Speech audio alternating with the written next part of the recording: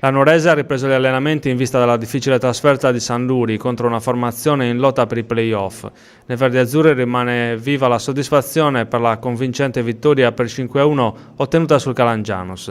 Tra i protagonisti assoluti della vittoria, Christian Sias, autore della doppietta che ha spaccato la partita.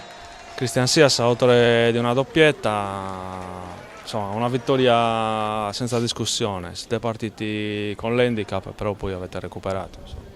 Sì, abbiamo lavorato tanto in settimana per riprendere dalla marcia che abbiamo invertito domenica scorsa. È stato un caso perché comunque è stato il primo caldo, tante cose, io mi sono fatto male subito. Oggi lo stesso è iniziata male, però secondo me abbiamo reagito in modo giusto, ci ha fatto bene quel gol subito. Portogallo ha rallentato, insomma, mancano 6 partite alla fine, insomma dipende tutto da voi. Sì, dipende da noi, come dipendeva da noi adesso, dipendeva da noi che avevamo 5 punti o 3 punti, perché comunque siamo forti, siamo un bel gruppo e ci stiamo levando delle belle soddisfazioni, ancora non è finita, però siamo lì. Deluso per il risultato invece l'ex verdiazzurro Luca Di Angelo, che ora milita tra i giallorossi.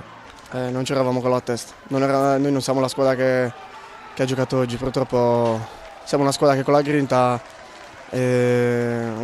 sacrificio, facciamo grandi partite, soprattutto in casa. Siamo andati a Portogallo domenica, 2 domeniche fa, abbiamo fatto la partita quasi. E abbiamo battuto il Fertiglia perché avevamo più grinta.